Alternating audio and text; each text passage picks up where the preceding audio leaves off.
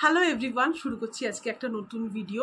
আজকের ভিডিওটা না একটু অন্যরকম মানে এখন ভারতবর্ষের মধ্যে বিভিন্ন রকমের ঘটনা ঘটছে, যেটা মানুষরা ভীষণভাবে জর্জরিত, আতঙ্কিত, ভীত।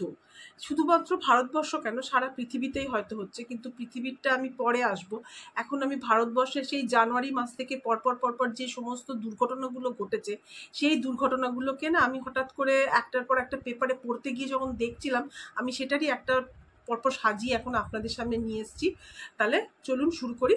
নমস্কার, আমি বিজয়া। আজকে আমি আপনাদের সামনে তুলে ধরবো জানুয়ারি মাস থেকে জুন মাস পর্যন্ত যে সমস্ত দুর্ঘটনাগুলো ঘটেছে তার পুঙ্খানুপুঙ্খি আলোচনাও বলতে পারেন, সেই ঘটনাগুলো কি সেটাও বলতে পারেন।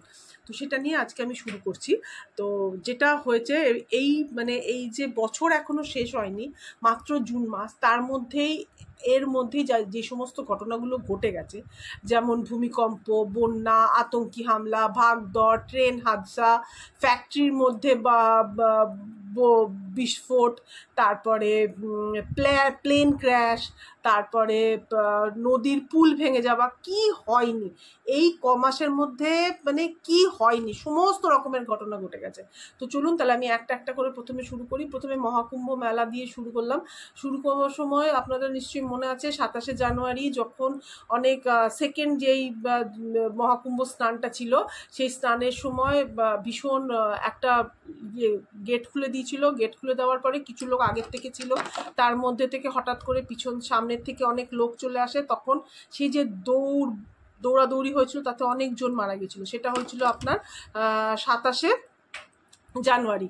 তার মধ্যে 30 জনের মৃত্যু হয়েছিল, 60 জনের বেশি আহত হয়েছিল।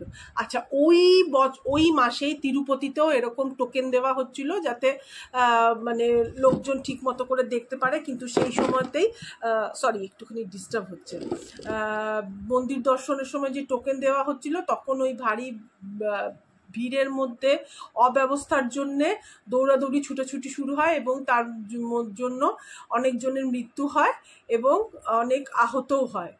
তো ওখানে গিয়ে 6 জনের মৃত্যু হয় এবং অনেক আহত হয়।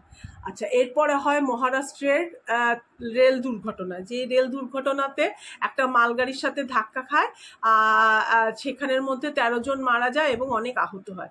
এইটা গেল জানুয়ারি মাসে, 3টে বড় বড় দুর্ঘটনা। এরপর আসছি ফেব্রুয়ারি মাসে মহাকুম্ভ মেলাতে যাওয়ার সময় ট্রেনের টিকিট পাচ্ছিল না, তখন সেই জন্য সেই দিল্লি যে প্ল্যাটফর্ম, সেখানে জোরে মানে ট্রেনের ওপরে চাপবার চেষ্টায় তাতে প্রচুর লোক পদপিষ্ট হয়েছিল, সেই একটা ঘটনা। তাতে মারা গেছিল আপনার 18 জনের মতো মৃত্যু হয়েছিল এবং আরও অনেক ঘায়েল হয়েছিল। ওই মাসেই আসাম, সিকিম প্রচণ্ড বন্যা হয়েছিল, রাস্তা ভেসে গেছিল, গ্রামগুলো সব নষ্ট হয়েছিল, ট্যুরিস্টদের খুব কষ্ট হয়েছিল, হ্যাঁ, অনেক ক্ষয়ক্ষতি হয়েছিল, অনেক লোক হারিয়েও গেছিল। এটা হচ্ছে ফেব্রুয়ারি মাসের ঘটনা। এরপরে আসছি মার্চ মাসে উত্তর ভারত, দিল্লি, ইউপিতে প্রচুর বৃষ্টি হয় এবং এই সময় প্রচণ্ড বৃষ্টির সাথে ঝড় ঝাপটা আর ওটাকে কি বলে বজ্রবিদ্যুৎ হয়েছিল। ওই বজ্রবিদ্যুৎটা কিন্তু বলে দিয়েছিল যে ঘরে থেকে বেরোবে না, কিন্তু এই সময় তাও তো যে যা হয়, চাষিরা তো অতটা ভাবতে পারেনি যে এত বাড়াবাড়ি কিছু হবে। তো চাষিরা বেরিয়েছিল, তাতে প্রচুর লোক বিদ্যুৎপৃষ্ট হয়ে মারা গেছে।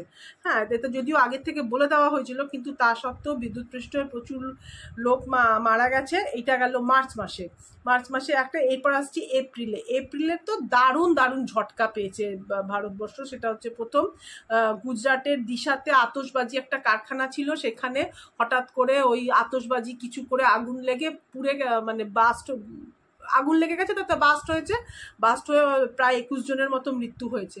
আর সব থেকে বড় ঘটনা সেটা হচ্ছে যে আতঙ্কি হামলা, পেহেলগাঁওতে আতঙ্কি হামলা, যেটার কথা তো মানে বলাই যায় না যে কি থেকে কি হয়ে গেল, কত লোক মারা গেল, কত পর্যটক মারা গেল।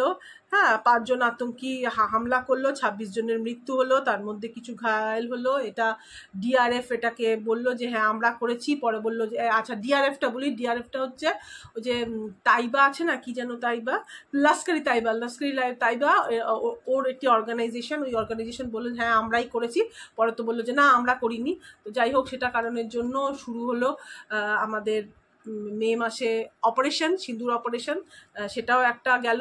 আর ওই সময় কেরালাতেও আরেকটা বান এসেছিল, হরকা বান, তাতে প্রায় 92 জন মারা যায়। আর কত লোক যে বেঘর হয়েছিল, কত লোকের বাড়ি ঘর দোর সব নষ্ট হয়ে গেছিল তার ঠিক নেই।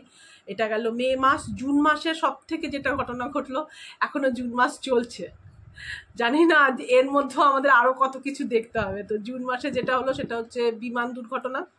এত বড় বিমান দুর্ঘটনা ঘটলো, যেটা হচ্ছে আহমেদাবাদের থেকে 12ই জুন এয়ার ইন্ডিয়া ফ্লাইট যাচ্ছিল AI-171 বোয়িং, যখন টেক অফ করছিল তখন হঠাৎ করে ইঞ্জিন খারাপের, প্রথমে তো বোঝা যাচ্ছিল না কি হয়েছে, পরে তো বোঝা গেল যে হ্যাঁ ইঞ্জিন খারাপের জন্যেই,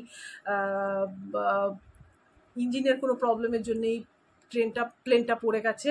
আবার অনেকে বলছে যে পাখি চলে এসেছিল, সেটাও হতে পারে, জানা যায়নি এখন কি ব্যাপার। এই কারণের জন্য কত লোক যে মারা গেল তার ঠিক নেই। 243 জন প্যাসেঞ্জার, 242 জন প্যাসেঞ্জার লোকজন ছিল, তার মধ্যে মাত্র একজন বেঁচেছে। সেটাও মানে কি বলবো, মানে কি করে ভগবান সে বলে না, যাকো রাখে সাইয়া মার সাকে না কই, মানে যদি কেউ, ভগবান যদি কাউকে মনে করে বাঁচিয়ে রাখবে, তো সেখানে কিছুতেই সম্ভব না তাকে মেরে ফেলা। তো যাই হোক, সেই একজন বেঁচে গেল। আবার দেখুন কেমন অবস্থা, প্লেনটা গিয়ে পড়লো এমন জায়গায় যেখানে হচ্ছে কিনা মেডিকেল একটা কলেজ, যেখানে সেই কলেজের মধ্যে কত ডাক্তারও মারা গেল। মানে ওদের তো বলুন কিছু কোনো ইয়েতেই ছিল না, কিন্তু মৃত্যু ওদের ছিলই। তো এইটা ছিল। তারপর আবার 15 জুন মহারাষ্ট্রতে একটা স্থায়ী পুল ছিল, বৃষ্টির জন্য সেটাও ভেঙে গেল। এখানেও সমস্ত 6টা, তো কত লোক যে ভেসে গেছে তার ঠিক নেই, মাত্র 6টা সব পাওয়া গেছে, আরও কত পাওয়া যাবে, এখনো পর্যন্ত উদ্ধার কার্য চলছে, যদি এর মধ্যে কিছু পাওয়া যায়। তো এই সমস্ত ঘটনা, এতগুলো ঘটনা পরপর হয়ে গেছে। তা মানে যদি বিচার করে দেখা যায় 1000-এরও বেশি মারা গেছে এই জুন মাসের মধ্যে, জানুয়ারি থেকে জুন মাসের মধ্যে। এখনো জুন মাস শেষ হয়নি, আরও ভগবান আমাদের কি কি দেখাবে। আমি ভগবানের কাছে প্রার্থনা করব, জানি না কি ভুল করেছি যার জন্য এরকম শাস্তি পেতে হচ্ছে। ভুল তো নিশ্চয়ই করা হয়েছে, নাহলে এটার আমরা মানে পরিবেশ দূষণ, হ্যাঁ, তারপরে আবহাওয়া চেঞ্জ, এইগুলোর তো একটা বিরাট বড় কারণ না। এখানে মানুষেরও কিছুটা হাত আছে, প্রচুর গাছ কেটে নেওয়া হয়েছে, এইসবগুলো তো রয়েছেই।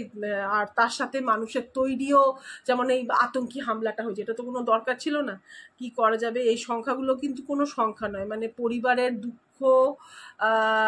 দুঃখের কি বলবো, দুঃখের খবর, স্বপ্ন ভাঙার খবর, পরিবার ভেঙে যাওয়ার খবর, বাচ্চা অনাথ হয়ে যাওয়ার খবর, সমস্ত মিলিয়েই। তো সত্যি আমার এই ভিডিওটা আজকে আমি এই জন্য করলাম, মানুষকে একটুখানি জাস্ট জানানো যে এতগুলো ঘটনা অলরেডি ঘটে গেছে। সেই ঘটনার জন্য কেউ দায়ী, কেউ দায়ী নয়, কিছু ইচ্ছাকৃত নয়।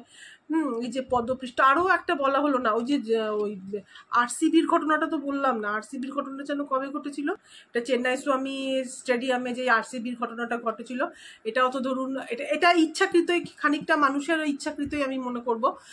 কারণ মানে ওই একজনকে দেখবার জন্য, মানে ওই বিরাট কোহলিকে দেখবার জন্য সবাই মিলে যেভাবে দৌড়াদৌড়ি করেছিল, তাতেই তো এই ঘটনাটা ঘটেছিল। যদিও বিরাট কোহলির তো কোনো দোষ নেই, সবই এখানে মানুষের, আমি মনে করি মানুষের একটু উত্তেজনারই দোষ।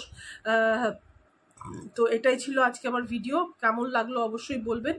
আজকের ভিডিওটা সত্যি বলছি আমি ঠিক গুছিয়ে করতে পারলাম কিনা জানি না, কিন্তু আমি চেষ্টা করেছিলাম এটাকে না একটা ভালো করে, কিন্তু আমি না ভালো করে বলতে পারলাম না। আমি যতটা আঘাত পেয়ে, মানে ঘটনাগুলো যেভাবে আমাকে মর্মাহত করেছিল, সেইভাবে আমি আপনাদের সামনে উপস্থাপনা করতে পারলাম কিনা আমি জানি না। তো মোটামুটি এই ছিল আজকে আমার ভিডিও। কেমন লাগলো অবশ্যই বলবেন। দেখা হবে তাহলে একটা নেক্সট ভিডিওতে। টিল দেন, টাটা বাই, নমস্কার। আর সাবস্ক্রাইব করবেন, আর শেয়ার করবেন, লাইক শেয়ার কমেন্ট করবেন। দেখা হবে তাহলে একটা নেক্সট ভিডিওতে। টিল দেন, টাটা বাই, নমস্কার।